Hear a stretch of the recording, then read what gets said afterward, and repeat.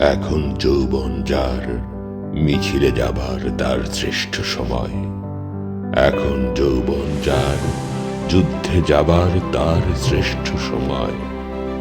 মিছিলের সব হাত কণ্ঠ পা এক নয়, সেখানে সংসারী থাকে, সংসার বিভাগী থাকে। কেউ আসে রাজপথে সাজাতে সংসার, কেউ আসে জ্বালিয়ে বা জ্বালাতে সংসার।